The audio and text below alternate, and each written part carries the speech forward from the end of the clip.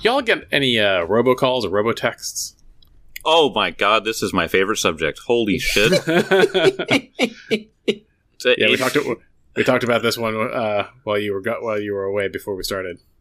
And I was like, yeah, I know Jake's got some topics on this one. Holy shit. This could be my second job as much as like.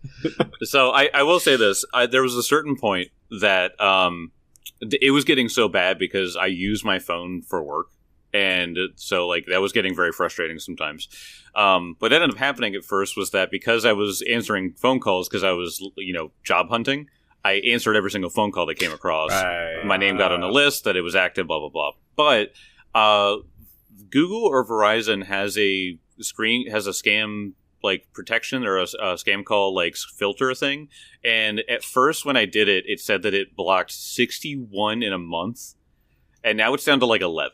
So I don't know what that system is, but it works. However, when they do get through, this is when I make their life a living fucking hell. When they tell me that they can cover funeral costs, I ask if they can shoot my body into space. When they ask if they can cover funeral costs? Yes. What are they messaging? What's the context around that? Because for some reason they think I'm old. And they want it. They have like a life insurance plan that they want to get me in on that'll cover 100% of funeral costs.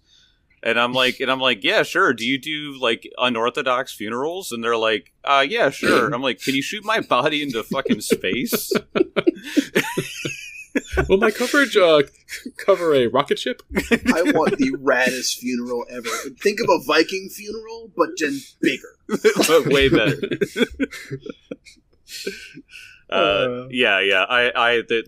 If you've ever watched Kit Boga on YouTube or Twitch, that's his actual job. He's awesome. So funny. But there are times that I had gotten.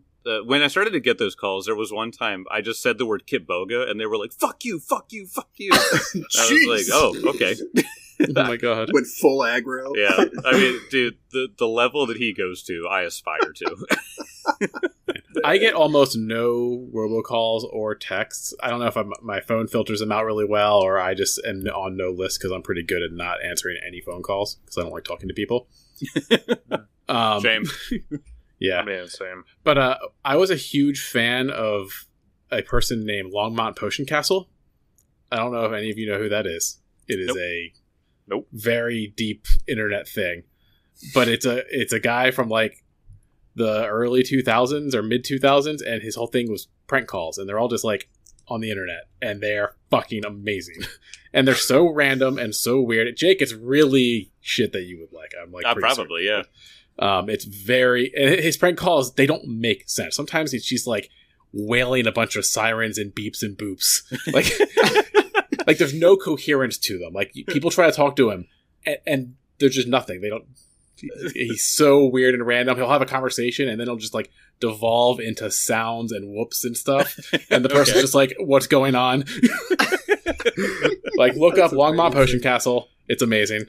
Did he have his own website?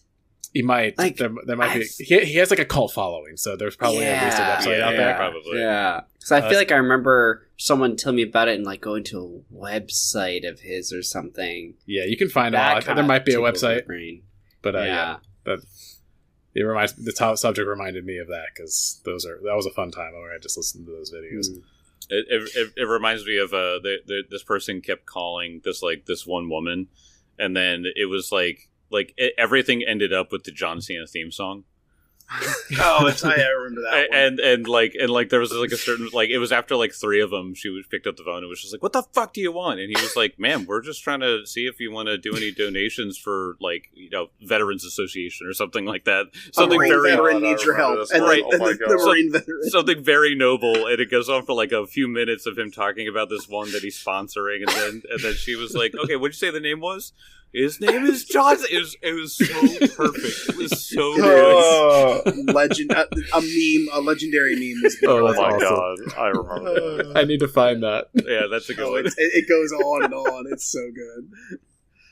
Yeah, I don't get too many like scam calls. Usually, like I'm not like picking up everything as everyone that used to call me. I have their contact basically, but I get a lot of scam texts.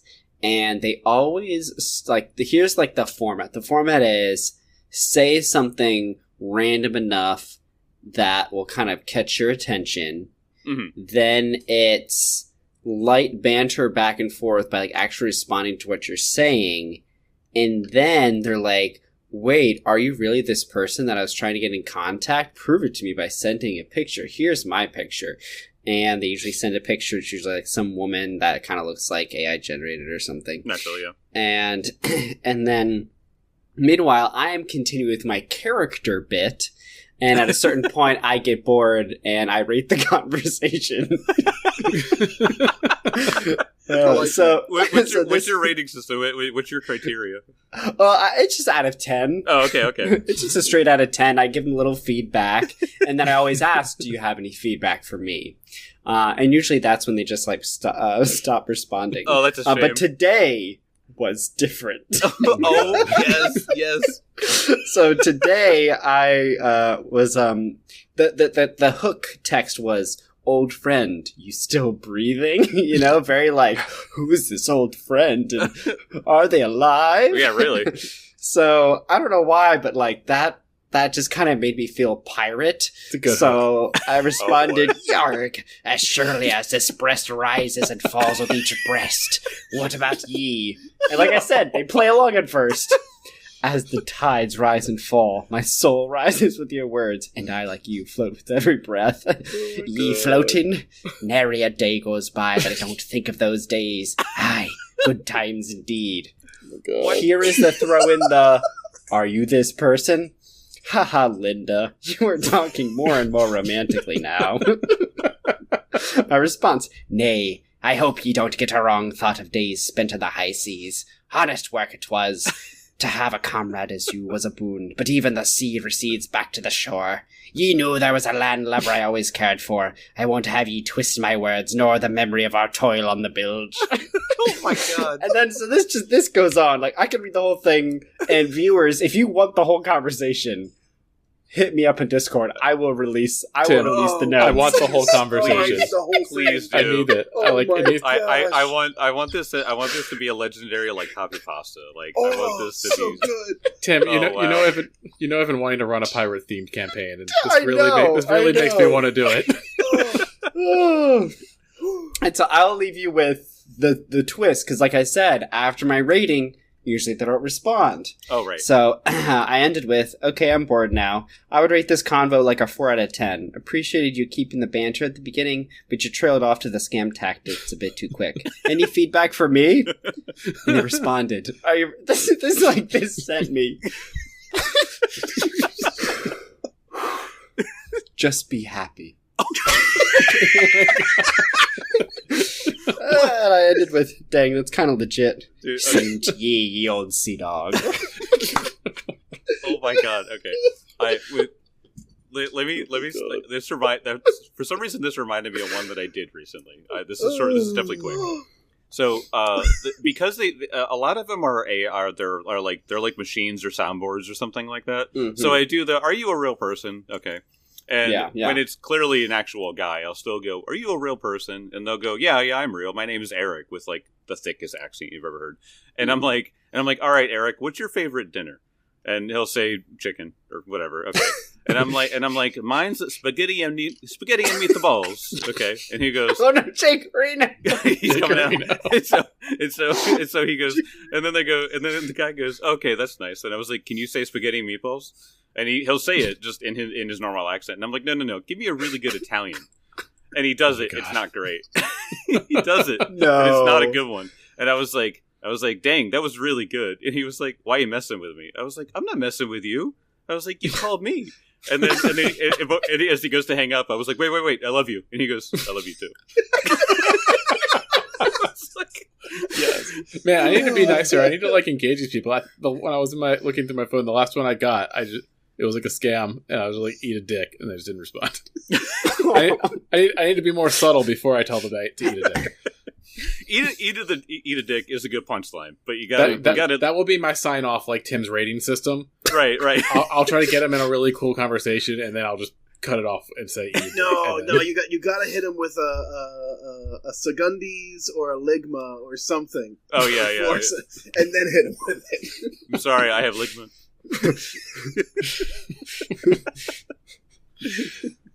Oh my god. No, my go-to is not necessarily for all spammer calls. It has to be an automotive insurance call. Oh yeah. I picked this one up from my good friend Wesley, who was the best man at my wedding. Shout out, Wes. Oh dude, I love Wes. Yeah, great listener to the pod.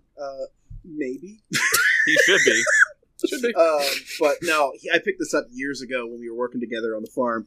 He owns some very interesting vehicles, one of which is a 69 Corvair. Ooh. Which, for those of you who don't know what a 69 Corvair is, it's a 1969. They made this vehicle with an engine in the trunk. Chevrolet made this very interesting vehicle, but was known to explode when being struck from the rear because the gas tank would ignite. Yep. Ralph Nader tried to get them banned from the United States from manufacture. It's kind of a rare oddity now because they kind of happened. Yeah. But now, anytime I get automotive insurance call, and I have the time for it, I'm like, yeah, I drive a 69 Corvair. I'm really having trouble getting this thing insured. And then the people will look up the insurance rates for it and be like, it's so oh my god. I'll never forget watching him do it one day. I'm like, I'm going to use this. This is fantastic. That's amazing. Just watching him kind of that's fumble a good around ass in like idea. a 69 Corvair, and then they look it up and they realize what the issues are. Good God, no, get a new car. Yeah, right. Exactly. Yeah, dude, for you and for your health, get a new car. Your life's not worth it. No, yeah, it's good times. Oh man, that is a good one. Yeah. I mean, shit, Jake. What's that car outside your house? That electric one that's like from the 70s. Oh, it's French. Yeah. So okay, I have two cars that don't work. No, I have 3 cars that don't work. They're not mine. Let me be clear, they're not mine. There's 3 cars at my house that don't work. There's an electric one that was like a custom made car. It looks like so the body of the car is a real car, but it was custom converted. It was converted. Yeah, it looks like a Fiat. Like it has that sort of build to it. But yeah, it's there's like a huge ass battery pack in the back of the cars. It looks neat. It looks neat to drive. But there is the Fiero that is also in my driveway. And that Pontiac Fiero. Yeah, that one. My brother-in-law, Tim's brother, who is a wonderful mechanic, looks at that and like, you know, that thing just caught on fire sometimes. Those cars, they just did that for random. My father spent years. My brother's best friend at the time, his first car was a Pontiac Fiero, and my dad spent a large chunk of my like young teenage life fixing that fucking car like every month because it was such a piece of shit. Oh, I would rock this car. It's cool. It's a mid-engine. It's wild, and it's a piece of shit. Yeah. And there's no reason that your family is still holding on to that car, Tim. Jake, how much you want for it? I'll take it. Dude, I've had people. I had a friend come by to drop something off once that he borrowed from me, and he texted me later. He was like, "Is that a Fiero in your driveway?" I'm like, "You want it?" Please buy it from David. Please do. How much do you want for it? I'll ask. Don't worry. Give me a price. Please take it from my father. What year is it? Wait, no, Jed. What the fuck? Don't buy this car. I want it. No, it's terrible. Jed's Put wife a is gonna be so giant mad. eagle on the hood. Light your money on fire. It'd be a better use of it. At least it'd keep you warm. Oh my god, yeah. Oh my god, Jesus Christ, Mark, you got any good robocalls, robotext stories? No. Usually, as soon as I know it's a robocall, I just hang up on them. Yeah. I don't deal with them. But, I tried to do the whole thing where I'm like, oh, okay, I like fuck around with them. And I'm like, this is stupid. I'm bored. And then I'm just like, I just hang up. See, Mark is the smart one out of us. See, and that's the thing. I don't get any really like for the past like 5-6 years. I haven't really received any. Like if they text, it would be like, oh, this could be something like a sales thing, but I just block or just delete it. Yeah, you're in the same camp. You're in the same camp with me. House. It'll all change. I don't get a lot of that. I think Mark and I are both in the same camp where we're out of practice. We haven't been annoyed enough to venture into talking to these strange people.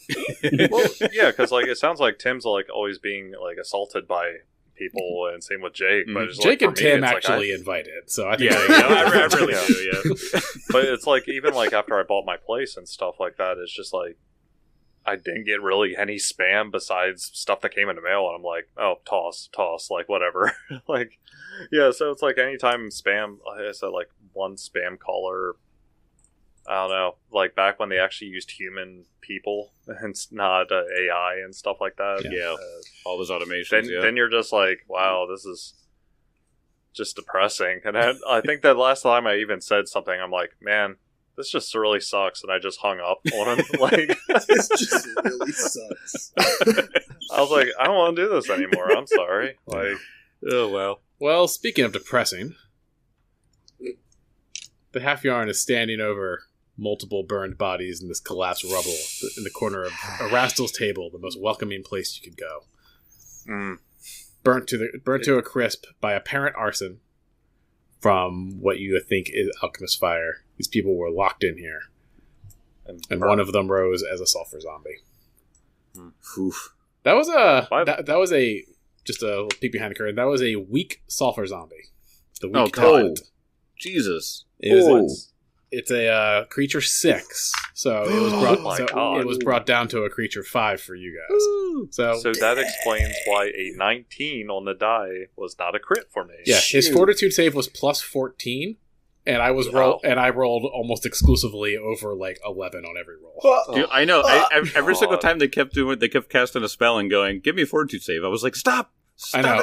Every time I rolled, I was just like, "This thing doesn't need to even roll this high to beat you guys." Yeah. But then we're like, Kelly's gonna roll like he does on the main show. I mean, come on, he's got to roll 2. Like, no, when he has a GM screen in front of him, he rolls like a madman. That's true. Yeah. Casser was on a really bad cold streak the past like many episodes. So yeah. The fact that I'm like murdering past you guys, many episodes, past many years. Hey, for a while there, Kezra was just fine. His initiatives are always bad, but always. Yes. I thought through book 1 through 3, I didn't complain too much, but it's gotten bad here in book 4. Yeah. But so with the soul situation, okay. So after we kind of determine what happened here and stuff like that. Also, after the death throws, by the way. Yes, that's what I was going to get to. Is that Edmund is sitting in the single digits of HP. Yeah, that's right. Theron is fine. Yep, because of his ability. Everyone else is falling, and he's just like tanking. Well, you said it was like fire and bludgeoning damage. Yep, the sulfur zombie exploded after the Half Yarns gutted it, and 30-foot explosion of fire and bludgeoning, just like debris. Yeah, pretty awful. I just like to think it's like Theron's like aura just kind of flecks a lot of it just because it's his element of fire and I would say earth, like body parts and shit like that, whatever. But he sees Half Yarn being helped by Corbinian, and he's just staring down at this thing and kind of just is inspecting it. Like, that's the thing, like, how do we know zombies like this come back? Like, is it because he died in such a tragic way? Like, yeah, I think in this case, that is the implication that this person died in a tragic fire in a holy place in the presence of necromantic energy. Maybe somebody came by and used those circumstances to raise this particular creature. But yeah, you can with the religion in the group, those are both pretty reasonable answers. And considering there's lots of zombies and there's a lot of activity here, this isn't supportive. We were lucky with this one. See here. Look how its bones were already breaking by the time we got to it. This thing would have been stronger. We would all been dead. I don't want to be mucking around anymore in this town until I can get my power back. I suggest we board up and hole up I need to get some rest. Yeah. If I could get a little bit of a heal before you take a nap, that would be great. He's like, the side of his face is burnt, and he's got like shrapnel in his neck. Oh yeah. Is anyone else down? Yeah, I'm still down after the first heal. Oh, Okay. I'm still down. I'm down like 20-something points Okay. still. I got hit like twice, and that thing chunked. Okay.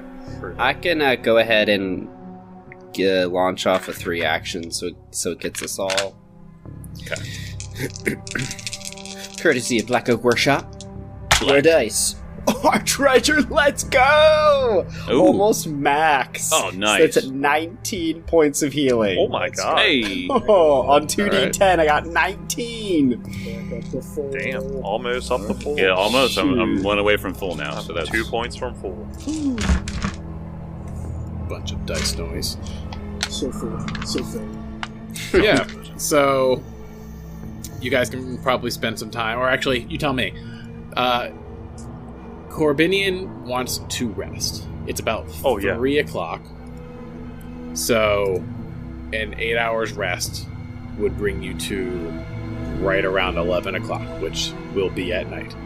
So you don't know exactly when these zombies come out, but if you are going to rest to get your spells, you better start now. Mm-hmm. Yeah, I mean, if he just wants to go rest, and then we start working on boarding up and stuff like that, we can do that, because I know that Half Iron and I have good enough crafting to be able to make some stuff work at least. Mm-hmm. And Theron can use his strength in order to just transport stuff over materials. Yeah, all that fun stuff. Oh, I had talked about doing a sweep with detect magic. Is that something that I can do while Half Iron starts setting up and Theron starts helping with like the athletics checks?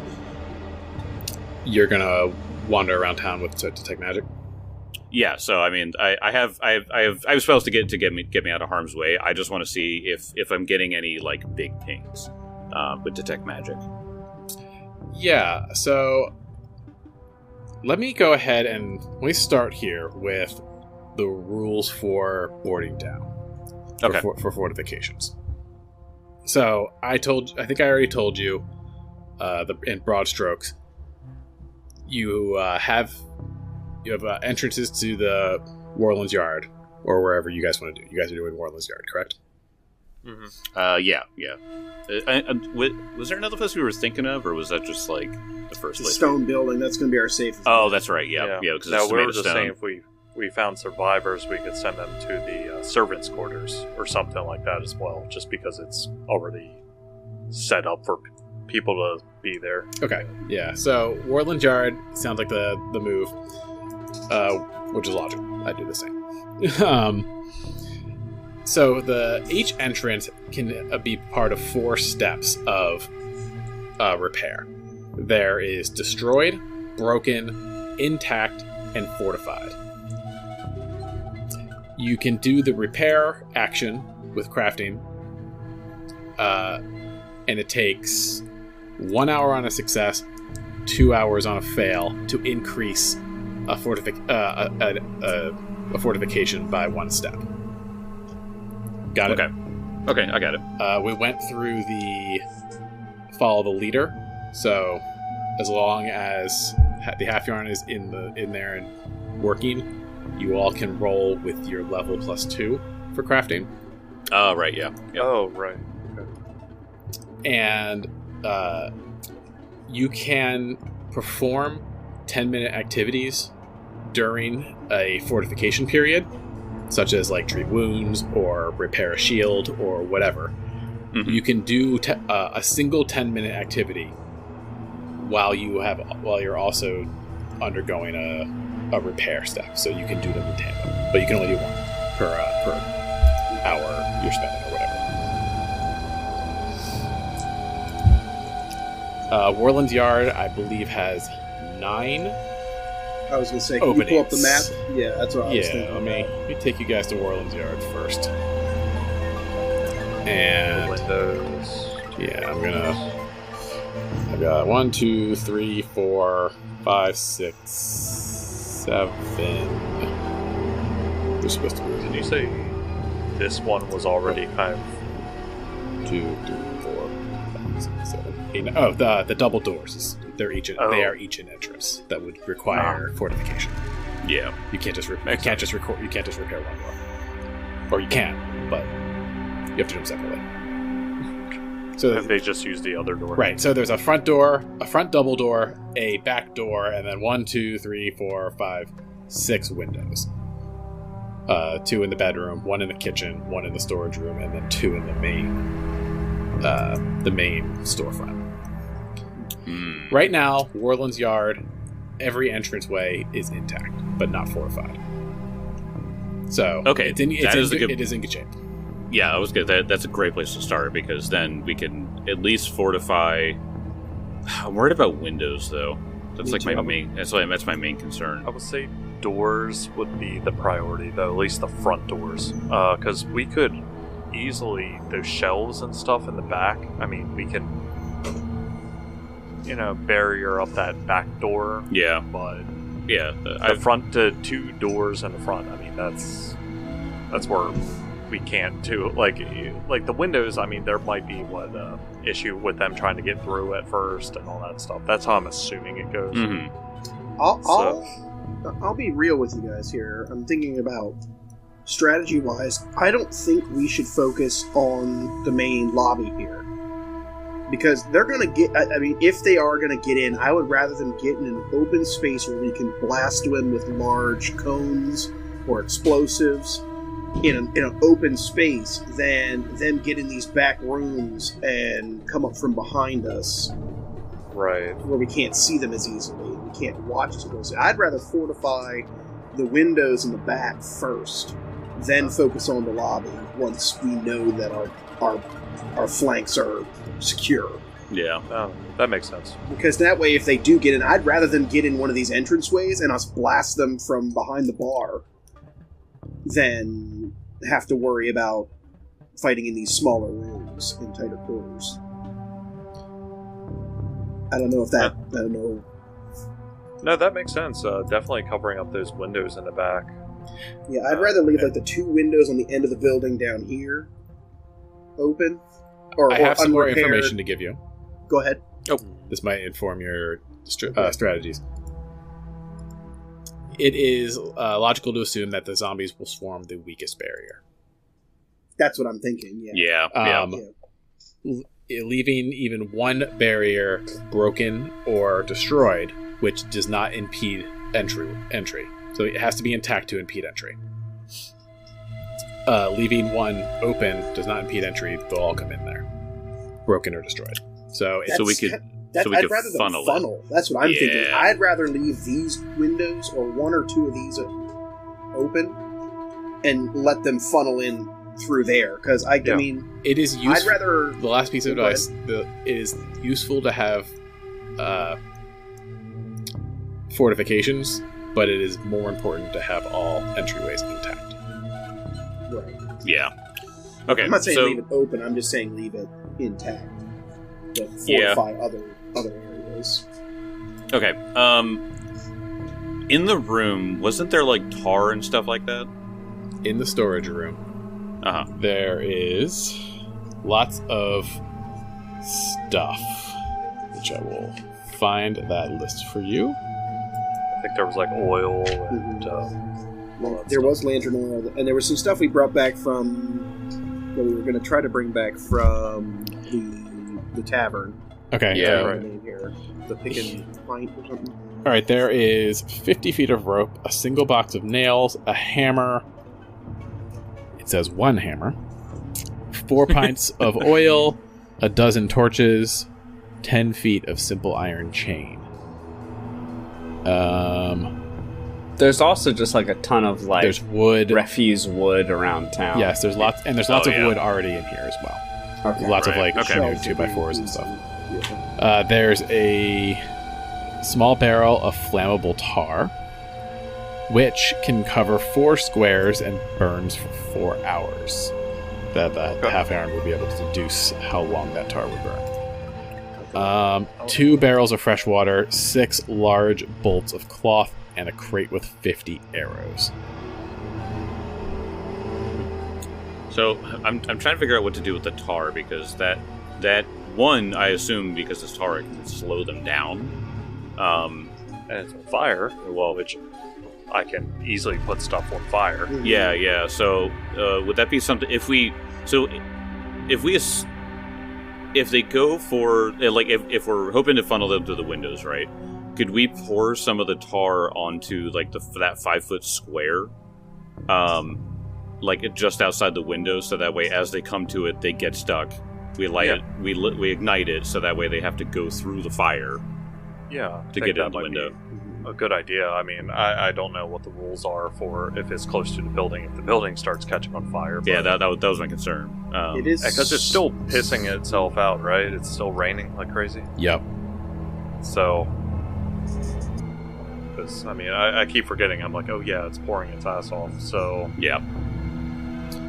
I mean, you can. So, in addition to doing fortifications, you can also roll crafting checks to set traps. So you could set traps with the tar to go off in a controlled burn in the building, as long as it's within reason. As long as it's not like 4 continuous squares of tar, then the building's going to burn down. But you might be able to rig it up that you could block an entryway, and like one here and one here, but not like all through everything. Yeah, if you did like 4 straight squares of tar, I might say the building starts to catch on fire. But oh yeah, definitely. If you do like spots of tar, 5-foot squares, you could set some decent traps. Yeah, and I wouldn't know if like you would allow me for Theron to also steal the fire from it, because that is one ability he does have. Yeah, for sure. So I mean, that way he can help control it that way. Yeah. Yeah. So yeah, that's crafting a hazard will take 30 minutes. Okay. All right. Hazard history. Yeah. Where's the level 12 hazards we can make? Where's our level 12? Where's our where's our light? You can also do simple. Light. You can also do simple traps like a lathe. Create difficult terrain. Okay, that's what I was hoping there with that too. Are we not Home Alone this shit? Oh yeah. Where's the paint bucket? Where's the tarantula? This hobby is afraid of a tarantula. They'll beat each other up. If you heat up a doorknob. I could do that. Zombies don't use doorknobs. Okay, so while they're setting up that, let's say that we start doing some of that stuff. Could I do a quick sweep out in the town? Yeah. So it is. I'll say we're still around 3:00, so you guys can start rolling your crafting checks. I'll go out with Edmund and do his detect magic. And so the goal is Corbinian, you're asleep, right? Yep. Oh yeah. You're doing You're in the bedroom. You're sleeping. Oh my god, he's a tiny little guy. For the first 2 hours, you're going to be dealing with Half Yarn working on these windows. Yeah, so bring some earplugs. Yeah. He's got the pillows all over his head.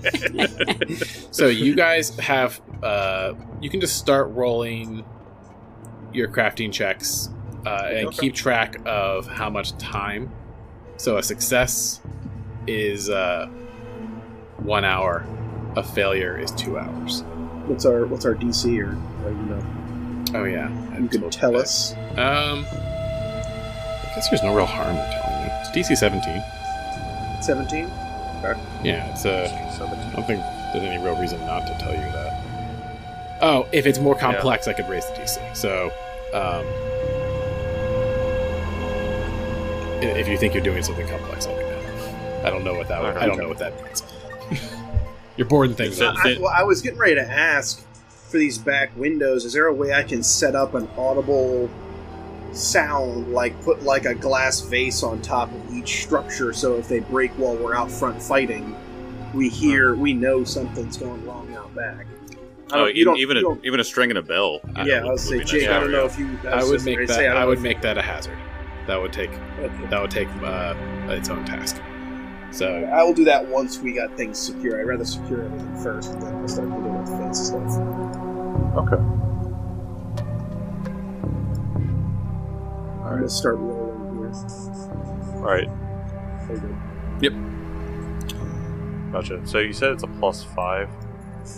It would be 2 + 3 our level, and that'll be the follow the leader. Follow the leader allows you to do 2 plus your level. So,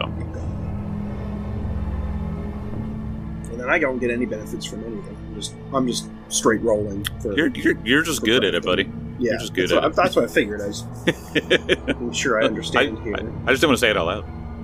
Do I add anything else, like, because I have like a +1 to intelligence, but I'm not, trained in it. So does that +1 be added, or is it only +5? It's a good question, because as far as I know, follow the leader, Pathfinder. From what I understand, follow the expert.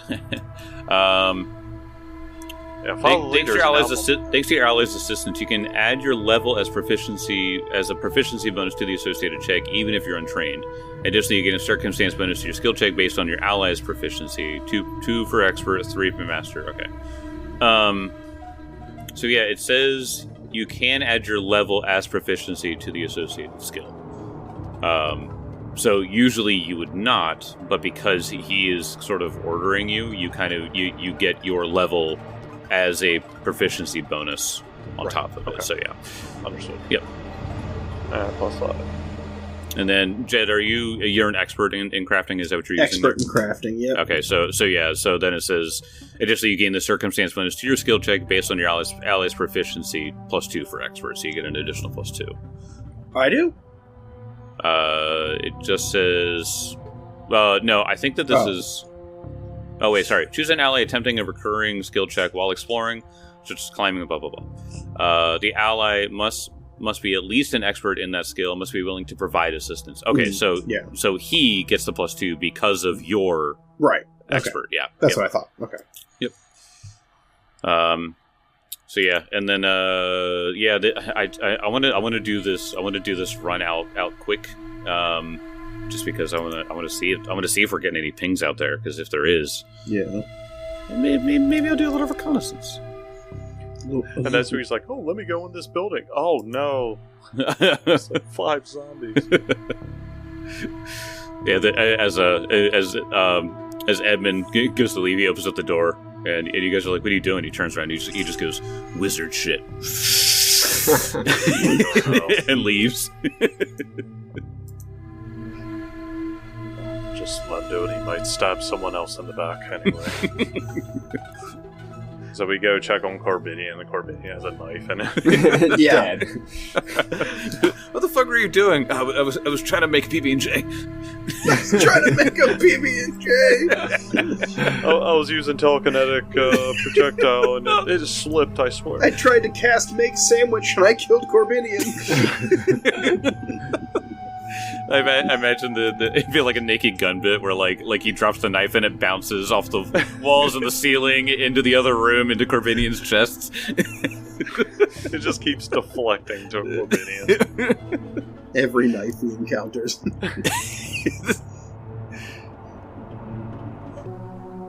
So Corbinian is gonna go. Fuck. Edmund is gonna go out. Sorry. Sorry for the hard F. I said Corbinian. Oh, we were in cut. My ears. Edmund is going to go out and do some reconnaissance. The Theron and the Half Yarn are going to be fortifying and trapping. Corbinian is going to be sleeping, hopefully undisturbed. So I'm going to take Jake out here. So this,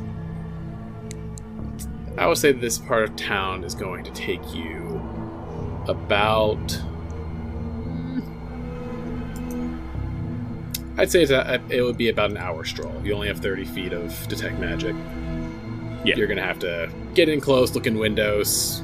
You're going to have to be cautious. You're going to have to look for danger. Exactly, yeah. So this will take you at least an hour to explore the rest of this town. But I will take... the wrong thing. Selector. There we go. So I'll bring the little party icon over here, and I'm going to reveal the rest of the map. Ooh. And I'll let you know, or you let me know if you want to explore. It'll be a massive graveyard, isn't it?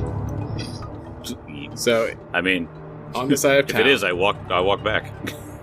On the side of town, you see another, 8 or 9 houses, and then the trail goes up a hill to reveal what looks like a chapel, a graveyard, and a mausoleum. Oh, hell no! And you might, from where you are, you can't see the juicy details that you might see on this map. But it's a graveyard and you're in a zombie game. You can imagine something might have gone down up there. Yeah. So, but you can now see the graveyard and the chapel up on the hill through the dense rain. Okay. I want to get close enough to be able to see if I see anything moving. How far are we talking? You want to go up to the front gate? Do you want to peek in the front gate, or do you want to stay Is there a fence? Is there like a wrought iron fence that I can look through? There is. Okay. I just want to be able to like I said, get up to the point to where I can see, even through the rain, to see if I see zombies shambling around. Mm-hmm. If I don't see anything, if I don't see any movement, I'll just say cool, thanks, and leave. If you run into 28 days later zombies, you are screwed. I am. Oh my god! You would be correct. Rage zombies. If there are runners up here, you are screwed. He's just smoking a cigarette while he's running. All you see is it's a shot of my feet, blood, and the cigarette drop. And you're like, oh no, he died. Oh no.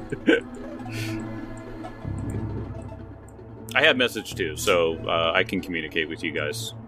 Oh shit! Oh no, it's only 120 feet, but it just suddenly pings into our heads. We're like, oh, that's not good. We hear a message and all it says is brains. We lost that's Edmund. Horrifying. No. They got him. They got him. We lost Edmund. Actually, so fun thing I was looking up, Kelly, was I have a spell or feat. It's just called base kinesis, and basically what I can do is move existing. I have multiple things I can do. I can generate, bring an ordinary, non-magical piece of chosen element from the elemental plane. The element can be used for any of its normal uses. GM discretion on what bulk it would be, size-wise. But I was thinking, because I have in accordance to this, it says move an existing piece of the element up to 20 feet in any direction. If you bring it to your space, you can catch it with an open hand. You can sustain it to keep moving it. So I was thinking if there's loose rock or stone and stuff, I can put that in certain areas to fortify as well, from the outside or something like that. But, okay, even to make difficult terrain. I think, that too. Because I could just set up I don't know, 1 bulk, 2 bulk size rocks or something, and just put them in the way. And zombie trips on it. I think your tool would be good for making hazardous terrain. So not just tar-filled squares, but difficult terrain and tar. Burning tar, that would be good. For fortify, so I agree using it as a resource to fortify is a good idea. I still think it would take a degree of crafting to make it happen, but I'm willing to give you a bonus to your crafting check because this is material that you are, intuitively good at. Yeah. So I think it would be a boost to you with your skill set. Okay. I love the idea of it just being 1 foot holes. Because I think everyone has stepped in like a slightly small hole in like an open field, and like just imagine that these decaying bodies, just broken ankles everywhere. Yeah, I mean that could be a hazard I could easily make outside, is pulling up rock out of the ground without being strenuous at all, and just being like, "Boop, ow," put it somewhere else. So yeah, holes everywhere. Just holes everywhere. Let me get back to Edmund real quick. Okay. Edmund, roll for initiative. If you guys can see this map. I can't. Okay. So, can only Edmund see it? I have a big black screen, so I might just not have vision, but I'm on something. It's because Edmund's dead. Yeah, right, yeah. You can't see anything? I see the void.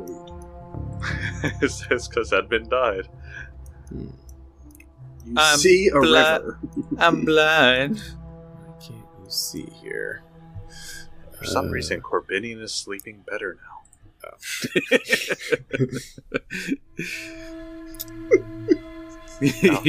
He finally feels safe. Can you see anything yet? Not yet. Oh, my fog thing's all the way. Got the fog turned up. I don't know why. Oh, I see something in the corner for some reason. I see something right here for some reason. Okay. Let's go on. I see a little something. I see Mark. I see Mac. Mark? I see. Okay, I think. I see a house. I see a Looks green like. square. No, that's a and tombstone. brown square. Wait, who went into the cemetery? Edmund? Oh my gosh! Just by himself. I'm looking up spells, and you're getting yourself killed. All right. So, what can you see I now? am reconning. Okay. Now now I'm on the very edge, and I can see. I do have token vision now. Great. All right. So. Good to hear. Okay, so you get up to this cemetery, and you stare through the window, or you kind of look around the crenellated, broken walls, and you see a bunch of disturbed graves.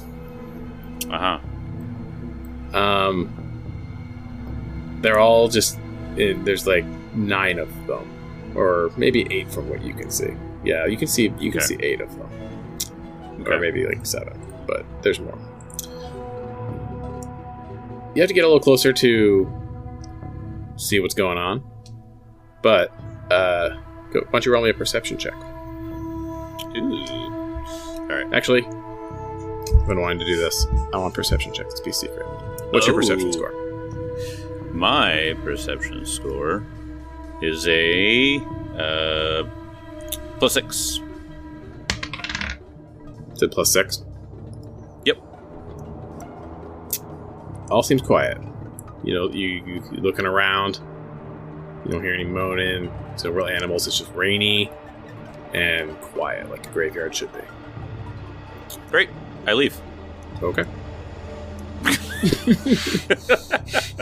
This has been the most I've ever been stressed out in this campaign, this entire adventure. Good lord. Yeah. That's what I said. I said I was going to walk up. If I don't see any shambling, I go, cool, thanks. What if you had seen shambling? What have you done then? I would have ran. Good. Okay. As long as you're not going. I walked away as opposed to running. You see the difference? Okay. After that, I do a sweep if I haven't a continuous sweep if I haven't hit everything yet, and just seeing if I get a ping anywhere else. All right. You end up looking at all these houses. You're seeing a lot of the same scenes. Things broken into, holes from under the ground, and yeah, it's just really nasty. Also, Ogren came with you. Oh God! You kind of like got through town, and then you at one point turned around, and there he was, Oghren with his little eyes, looking at you. If I approach Oghren, does he like keep distance, or does he just kind of sit there? No, he'll let you pet him, but he's just following you. So I did mind meld with this cat, so like I didn't see that I didn't see like a demon in there, you know what I mean? So I guess I'll just walk up and I'll just kind of stare at him for a minute. I'll be like, "What's your deal, man?"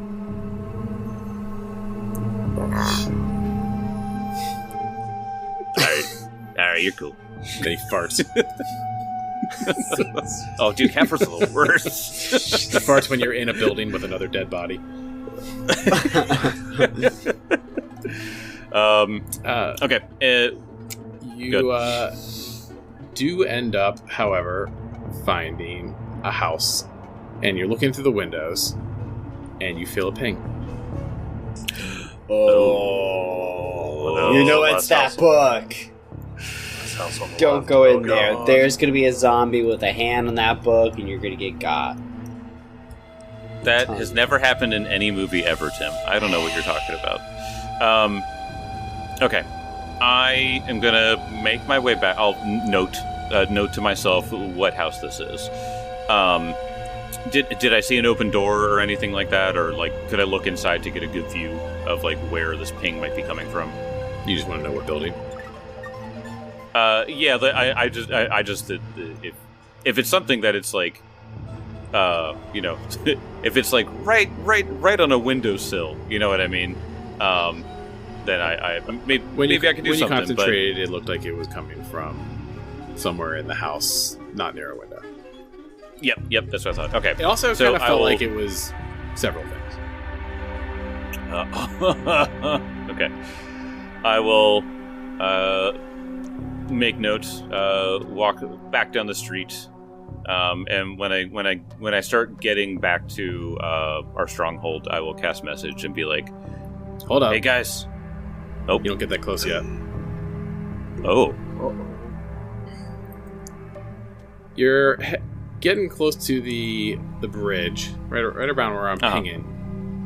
Okay. And let's say you're in this square here, so you're approaching the bridge to go back to the other side of town towards Warland's Yard and the Pick and Pine. Yeah. And the building directly to the north of you is like a little L-shaped house, and you see movement to the far end of the house, right out of the corner of your eye. Probably a good 50, 60 yards from you. So, not like right on you. Okay. And you see something. Actually, let's see how much detail you get here. I was gonna say you got my perception. Let's see what I see. You think you saw a child? Oh. God. And it darted behind the building and disappeared out of view. Oh, no. Oh, okay. Because it ran away, that is a good sign. So what I'm gonna do is I'm gonna kneel down and I'm just gonna be like, "Hey, kid, you okay?" No response.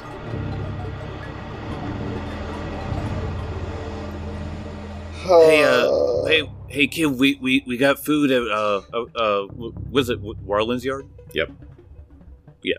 Hey, we got food at Warland's Yard. If you want to come by, and I'll like start like walking that way, but sort of keeping my eye out to see if this supposed child pokes out, out of curiosity. So you're walking along the back edge of this house. Yeah. Get about 10 yards. Yeah. Hear nothing. See nothing. Get about 30 yards. Still no response. You're creeping along the back edge of this building. It's pouring down rain. All right. Get 50 yards. Almost to the edge. Almost to the corner. Still nothing.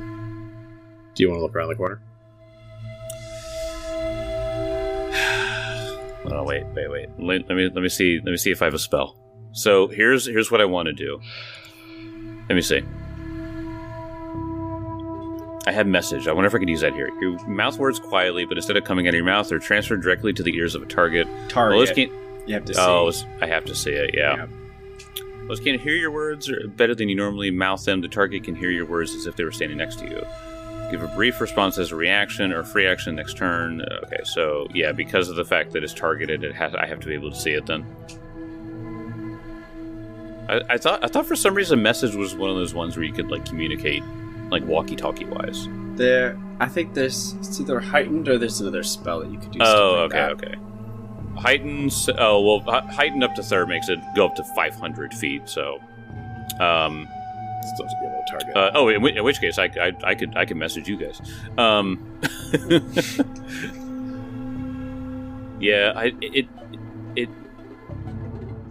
it is interesting that it doesn't... So I have to be able to see somebody within 500 feet to use it? Yeah. I'm pretty sure that's the definition of target. Yeah, you got target. I believe it's sending that allows you to just target somebody. Oh, sending is probably that, yeah. Sending's the good one. Yeah, okay.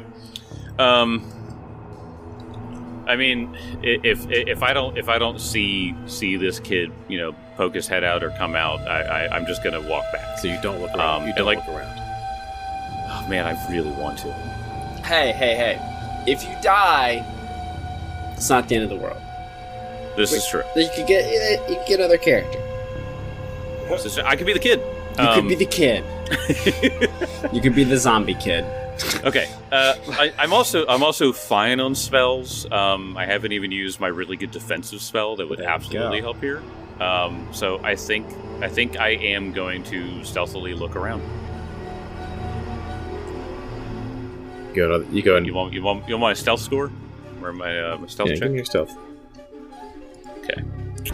I'm untrained. Okay. So it's a +3. All right. Slip along the side of this building, trying to step in the parts that are less waterlogged. Try to keep your footfalls from splashing. You're real deft along the wood. You're not leaning on it, forcing it to creak. Feel pretty good. Feel pretty good about your volume. Look around the corner, and you see what looks like a fishing hut off in the distance, down by the stream. You don't see a child. In a fishing hut down by the stream. There'll be a kid living in a hut down by the river. I go, hey kid, and I know this kid's scared, but yeah, Edmund is not the best at diplomacy, so that is his diplomacy, is going, hey kid. You don't get any reaction. Nothing. Just silence and rain. Fishing hut. All right. The fishing hut does not have any light in it. Yeah, I figured not. So here's what I'll say. I'll say, like, hey kid, we got friends. We're in a safe place. If you want to come to Warley's Yard, we got some food. See you there. And then I'll walk back to the holdout. Okay. Make it across the bridge. Walk past the dark, morbid-looking Pick and Pint. I'm unashamedly turning my head as I walk, so I'm like constantly looking at the fishing hut as I'm walking around it. Yeah, you look back. You turn to look back across the river to see if you catch any glimpse of movement at the hut, or any flickering candle or something. And it's just dark as it kind of fades into the rain as you get farther away. Right. All right. Get back to the yard. I get back. Yeah, I get back. And I let them know. When I walk up, I go, hold on. Hey guys, there's a graveyard. Oh. One more thing. Okay. Watch for the holes. See, this is why we just don't go exploring the rest of the town, Jake. You're triggering all the random encounters. This kid is going to die when the kid wouldn't even be discovered until we actually discovered him. That's a little metagame, but I don't know, maybe there's a ticking clock. Maybe this kid was going to die at a certain day anyways. If that was the case, somebody with diplomacy should have been on here. No, I have Shoe, I don't have. I have a -1. Me too. I'm the only one with diplomacy, and I was sleeping. Dwarves notorious for diplomacy. All right, I'm gonna say this whole venture of yours took 2 hours. Okay, That's fair. so with the extra trip up to the graveyard, detour for the child, you're about 2 hours. 2 hours in. Okay. I'm gonna flip over to the workers. Meanwhile, back at the ramp. Back at Warden's yard. The half yard cooking up some kooky fortifications. And what's that Theron getting into with those rocks? So, let's do some rolls. Let me go back to the yard. Let me activate this map again. And where do y'all want to start?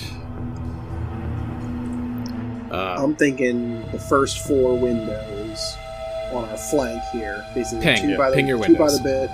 Yeah, the 2 by the bed. Okay. The one in the kitchen. Yep. And the one to the south in the storeroom. Got it. All right. The So first 4 I'm after, basically. you want to focus on those 4 windows. What is Theron going to be doing during this time? Corbinian is sleepwalking, apparently. Oh god. So don't disturb him, or he won't get his spells. Just let him walk around and talk about death. Pharasma's gonna spare this one. And looks at Theron. Pharasma's gonna spare this one. And looks at the half-yarn. Then looks at Edmund as he walks to the door. I imagine he's like Pharasma. I imagine he's like staring at this like one. your forehead. He's not making eye contact. Yeah, Right, yeah, yeah. off in the distance. Just looks at Edmund. Pharasmus tells me to keep you alive. I ask her to kill you. I just imagine half yards at a window looking across the room at you guys, and he's just mouthing, "What the fuck?" Well, in this case, Theron. I mean, if you're saying you'll give him a bonus to crafting with using his abilities, then I mean he'll fortify the windows first. Okay. And then go outside to do like the holes and stuff. Got it. All that fun All right, so why don't windows so go you first. those 4 windows on the east or western part of the building and all the side rooms. So why don't each of you make 2 crafting checks for those, and that will be however many hours that takes. Okay. Ooh. Yeah, I'm gonna give you a +1 on your crafting. Okay. Awesome. Actually, that works for me. That's 18 actually. All right, great. So you get your first window in an hour. I'm assuming I'm starting. I'll start down Sure. there while.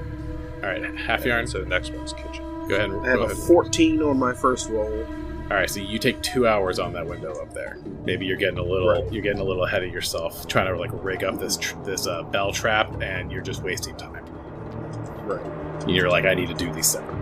So you get 2 hours. So Theron, go ahead and roll your next and see if you get your other window done at the same time it takes. 10. All right, so you are 2 hours as well. So half yarn, why don't you go roll your next check now?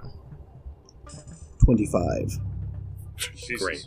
Ooh, much better. Your next, so you both take 3 hours to do 2 windows each. So all 4 windows in the side rooms are now fortified. Fortified. Gotcha. I'm gonna like draw something on there, but I'll do that later. So that would bring us to. So Edmund would Edmund would get back in the middle of you guys getting those windows done. Mhm. So, Edmund, as you're strolling back, Yep. you are doing your double takes. You're looking at you're looking back at the hut, and you're like, all right, this kid's not going to show themselves to me. the hut's basically out of sight. You're coming up on the yard, and something the hair raises on the back of your neck. As like something's behind me. You roll your perception is spot on. You roll really well. And you hear a moan. Oh shit. And you hear like a piece of like something get kicked. Like something ran into something. Oh Jesus. And then you hear 2 more moans. Sounds like multiple things now. And then you hear more.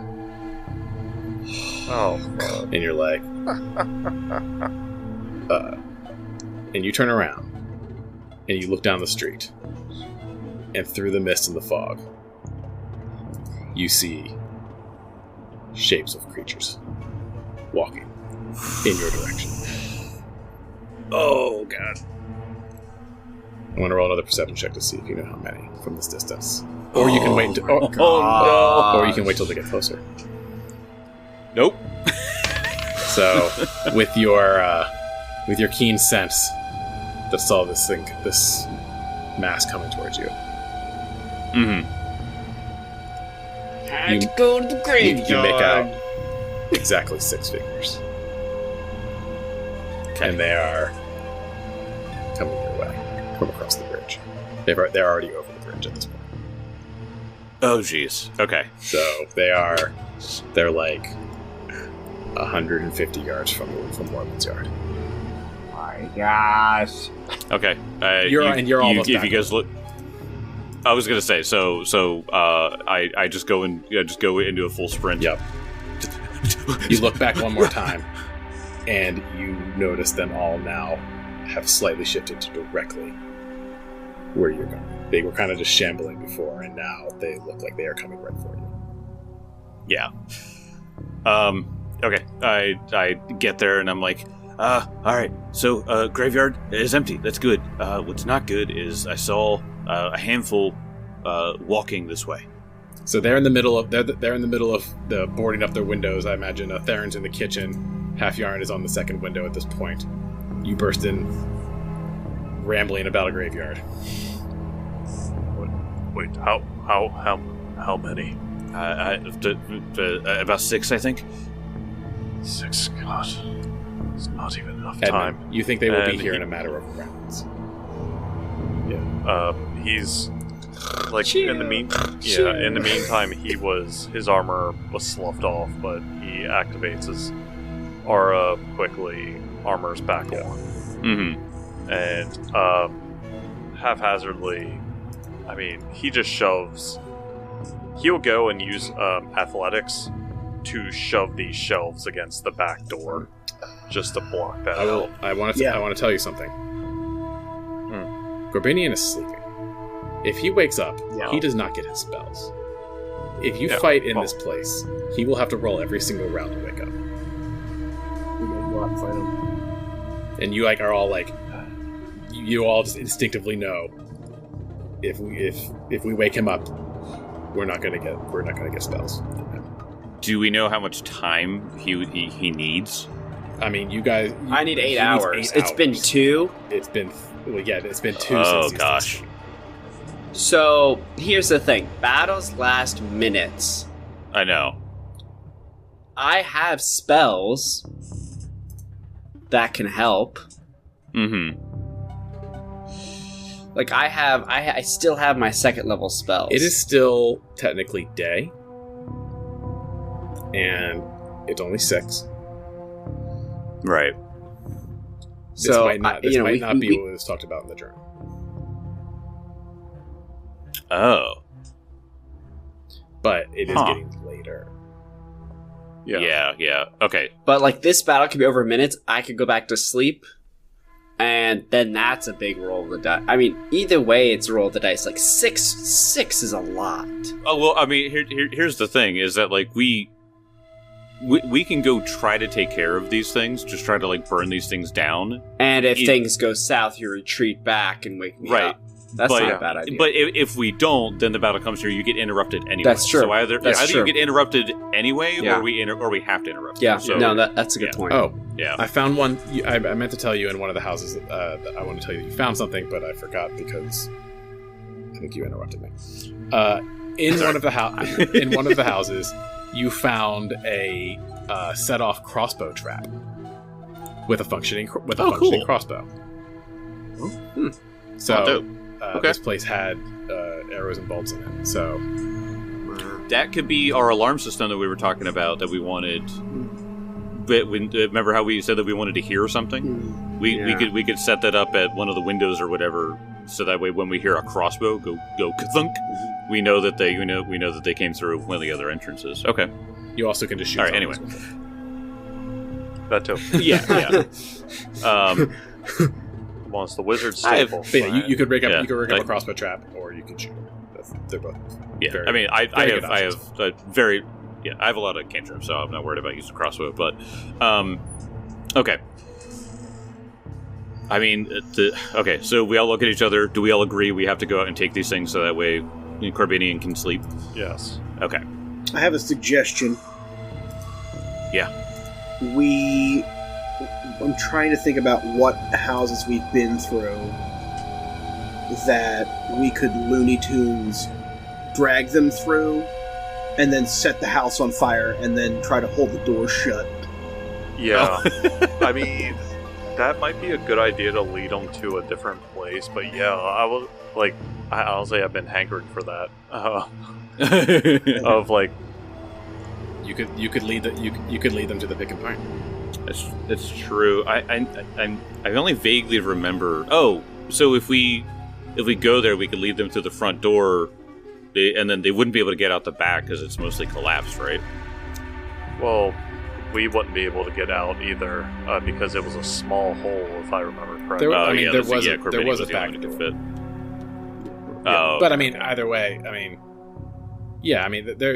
the pick and pint was not sound. Like, they can get in and out of that place. You would have to fortify it. You'd have to repair it to trap them. But you could lead them there. Yeah. I mean, yeah, anything that would help muffle noise if they're also listening too. If there's like another patrol of these things, out there.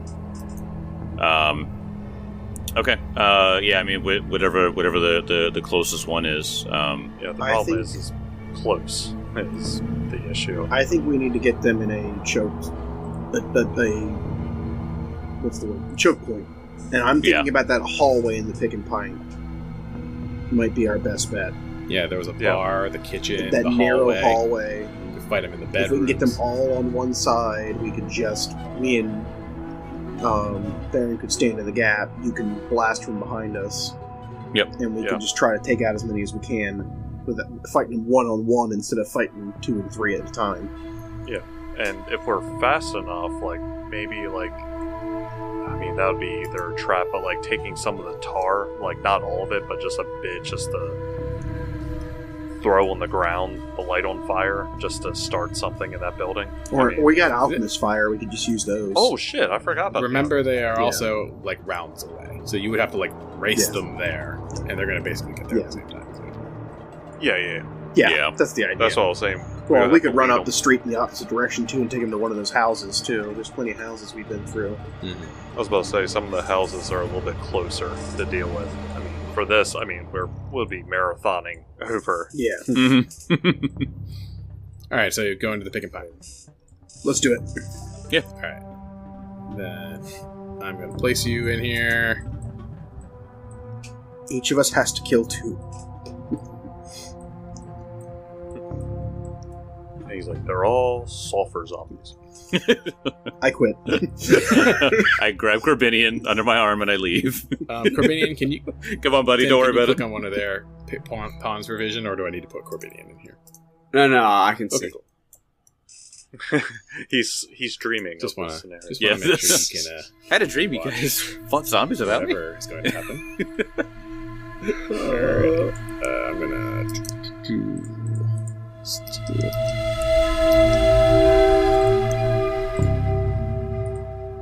I am thinking. Can we move around? Yeah, go ahead and position yourself, and you guys basically make it here. You see the horde coming up, shambling up the road. They see you, and they start to pick up the pace as much as a bunch of shambling zombies look like. They do not look like sulfur zombies. Oh, thank God. Oh, okay, good. I'm thinking this hallway here, maybe.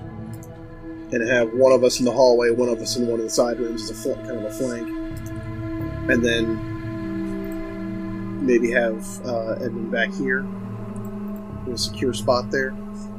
Yeah. And leave the front door open so they can just come through. Yeah. Well, I was about to say, I would prefer to have them in a line because my one spell is a line spell. You want to move over here? Yeah, I'll move in here, and then you can line and shoot. Yeah, right. I can have my shield up, and then I can just use my impulses to cast line. All right. You guys are positioned in the hallway where you fought the... Is there a question, do I have time to throw something up against that window behind me? I'm hoping they'll just come in the front door because they saw us come in the front door and we left it open. So you see them pass by that window, but they saw you guys go in the front door. Okay, so they're following. Yeah, so yeah. I was like, dear God, if they let's say you ran in here and saw them coming, and you just shut the blinds so they just can't see. That's what I was thinking. I was going to ask if I could do that. Swink. but by the time you get to the blinds, there you hear them coming through the front. Climbing over the debris at the front as these zombies come. Let's roll some initiative. I'm gonna have them be in here, and the initiative starts right when you see the first one come through that front door. My God. Shield raised before. Mm-hmm. Let's go. Let's combat.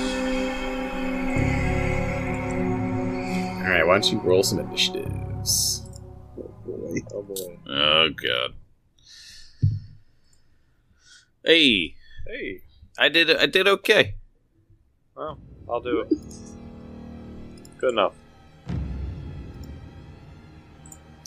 What do these zombies have? Alright, well, they got... Oh, great initiatives. Oh, that's not good. No, they don't. They don't have great initiatives. Oh, they don't. Okay. Damn orc zombies too. Oh yeah, they are. Yeah, they got the wicked underbite. And then you're like, oh wait, they have orc ferocity. No. Oh my gosh, zombies with orc ferocity. Hell no. There's no zombies out there. I remember one day I was just looking through all the different zombies. It's the big unfortunate thing is you're trying to summon them, they are automatically slowed. So, and if you summon one, you get 2 actions. So if they're slowed, you get 1 action. But they're cool. Okay, all my terrible rolls out on their initiative. Good Lord! Wow, I rolled unbelievably bad for their initiatives. Look at those initiatives. 10, 8, 6, 5, 5, 2. That's alright. Half Yarn, what's your initiative? 19. Good stuff. I'm sure you'll put that to good use while you wait for them to take their turns. Baron. 20.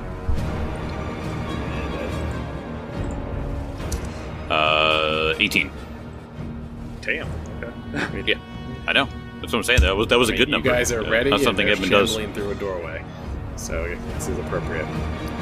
All right, it's Theron's turn. Okay. He has raise shield 1 action.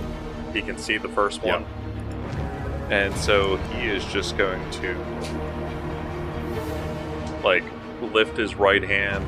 This ball of earth just is hovering there for a moment, and he just strikes right through it. And he's going to do an impulse attack. Let's see. Elemental Blast.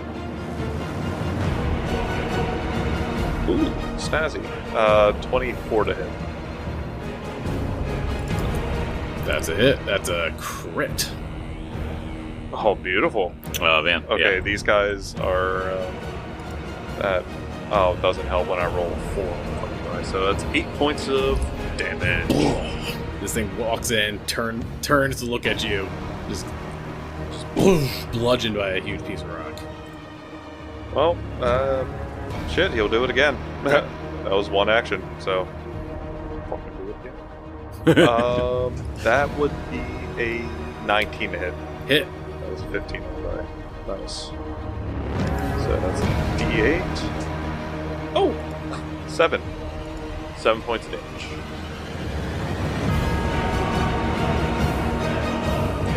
And shield raised. How much damage did you do in the second? Sorry. 7 points. 7. Almost max. All right. Still coming at you. Oh, yeah. All right. The half yarn.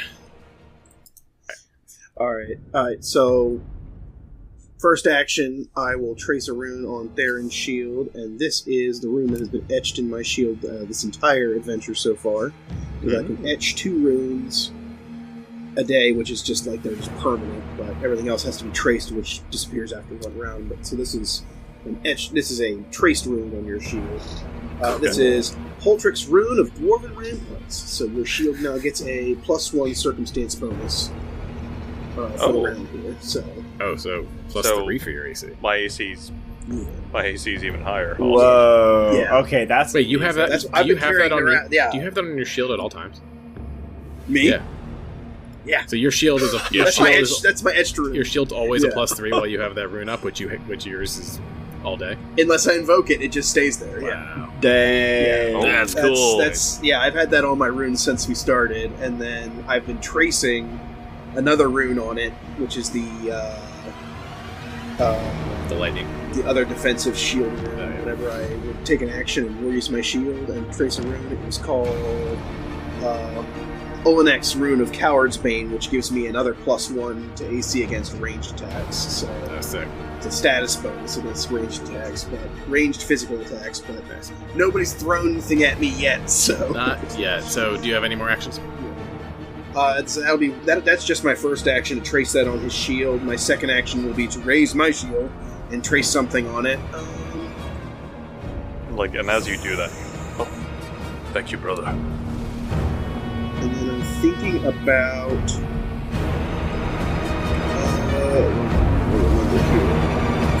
Trace this one. I'm going to make sure I understand how this works.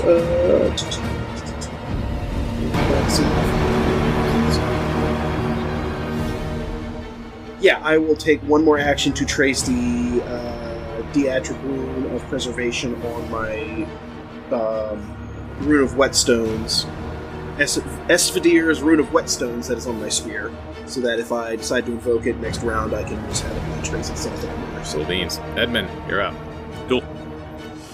Two beefy shield down in front of you. Right. So I'm gonna do some battlefield manipulation here. So I am going to I take a little a tiny clump of clay, the kind of dirt that crumbles easily, and I throw it in the air over top of Theron's head. And what I'm casting is Scatter Screen.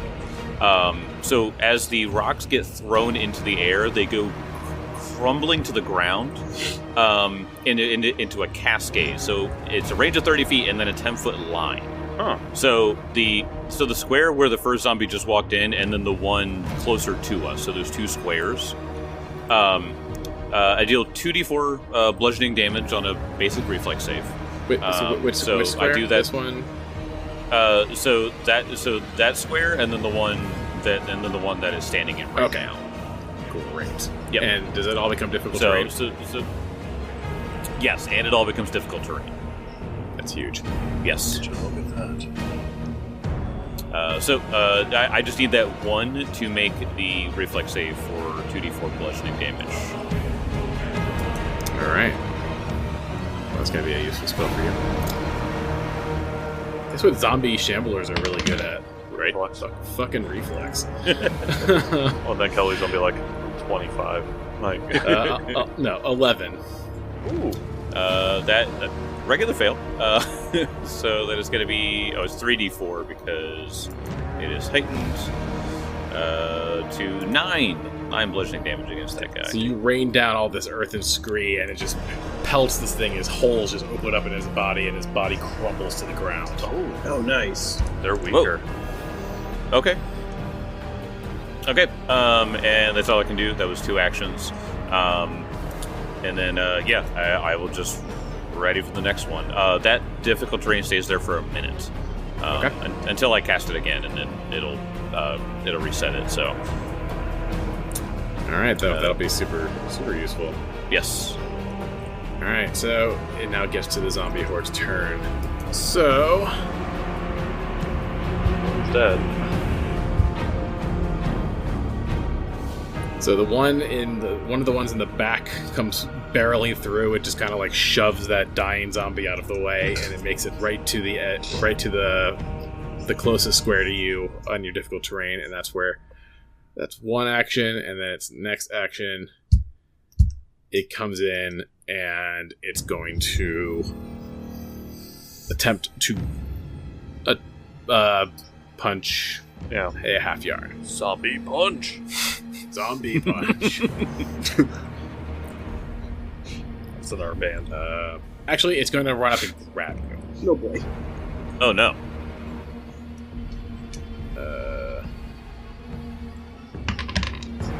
Natural one. Yay! So you get to grab it. I get to grab it. Can I shove if it? You have a hand, if you have a hand. I was gonna say, I don't have a hand. I have a shield and a spear. So. All right, so you just bat this thing away as it goes. Ew, gross. All right, the next one. Buy me dinner first.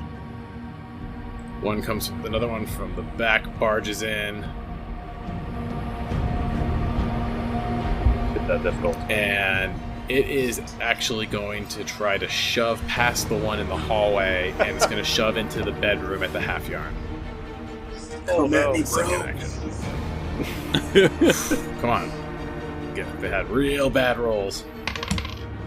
Ugh, damn it. 14 against your fortitude DC. Finally! This is my fortitude DC, not even close. Yeah. Alright. You've seen my character art, right? He's all shield and muscle. Trying to shove a bowling ball. Okay, another one walks in, but it is log jammed in here. And then the last one, they're all just clumped up in that hallway. I mean, what else are they going to do? They're zombies. Get him, Theron. It comes to Theron's turn. Get him. Get him. Yeah. You see the aura is spinning around, and the mote of flame comes out and takes the shape of Torag's hammer, and he just throws it forward, and I need those 3 to do a reflex. Let's go. Yes. 3 in the line. Alright. Oh, that is a sweet line hit. I love it when a plan comes together.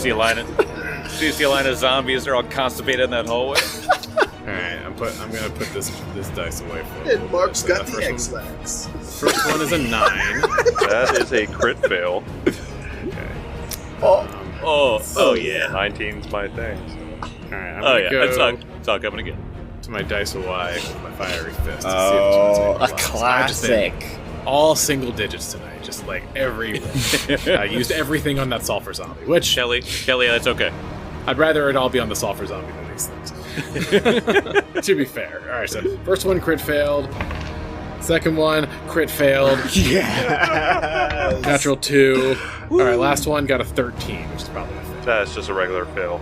Oh, So, Alright, well, middling maybe the roll, 7, so it'll be 14 points of damage to those that crit failed, and 7 damage to the one that failed. Alright. You just see this hammer just tunnel through them, just blow through about 30 feet, and then just dissipates. Yeah, those first two take heavy hit. Just blows through them, and the last one just kind of like fucking glances off the last one's head. We are trying to Still put you doesn't to get rest. Dead stays dead. And Do you got any more? last action, ratio. Okay. The half yarn's turn. You said the two in front are dead, you said, or just damaged? I'm sorry. Heavily damaged. Heavily damaged. Heavily damaged. Cool. Alright, I will go ahead and strike out. No, first thing I'm going to do is invoke the Rune of Whetstones on my spear, which will unleash a 2d6 slashing with a basic fortitude save. So let me roll a fortitude save.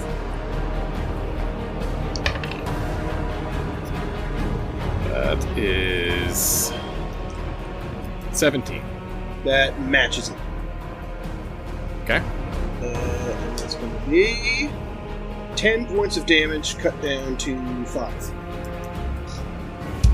Alright, you stab the spear, like, straight through this thing's head, and it, like, goes limp for a second on your spear, but then it gets back up. Okay. Oh. Second action, he is going to, just for the flavor of it, is going to smash it with its shield, with his shield boss. Just for flavor. Awesome. It's going to be cool. Bonk. Yeah, so he stabs it with the spear and then swings his shield around.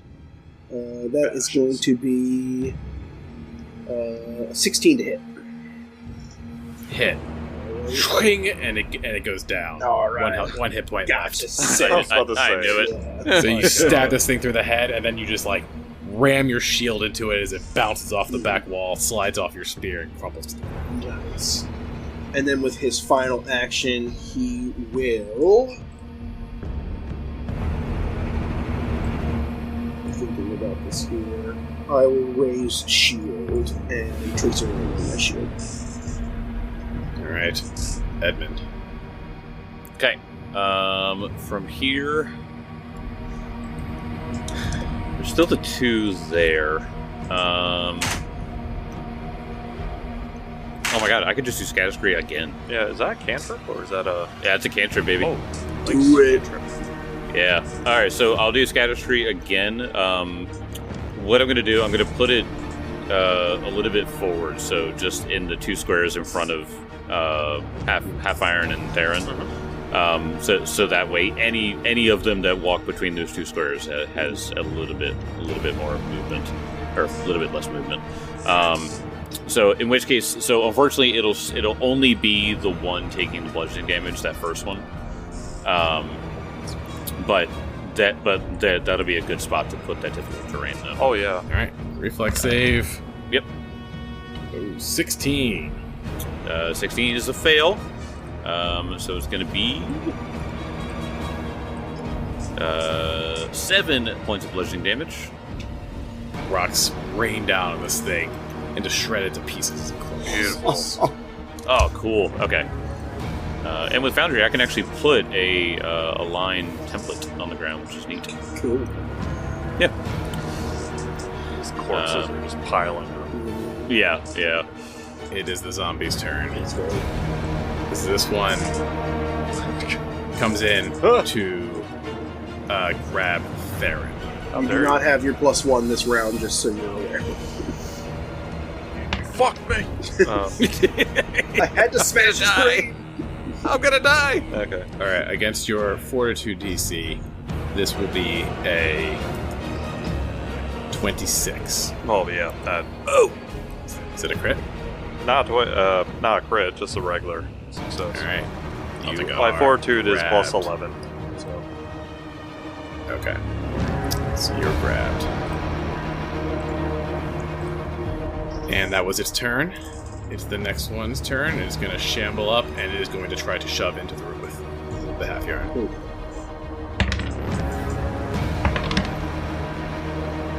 There we go.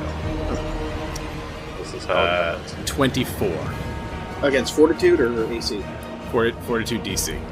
Fortitude DC, that is Just just be a success. Alright, it shoves you back into the room, and it follows you into the room. Okay. Oh god. Oh, And that's where it stays. And it's the last one's turn. And it cannot get to Theron, so it will move into the room with the half yarn. Let's go. jeez. Oh crap. And will take a grab. No. This will be close. 20. Fortitude DC. That will succeed. Oh, man. So you are grabbed now. Oh, I think I have highest con, so. Yeah. Yep. And we will see what Theron does on next episode. Oh, no. Theron, you can do it. He's dead. We got it. 2 frontliners are grabbed. They're pinned.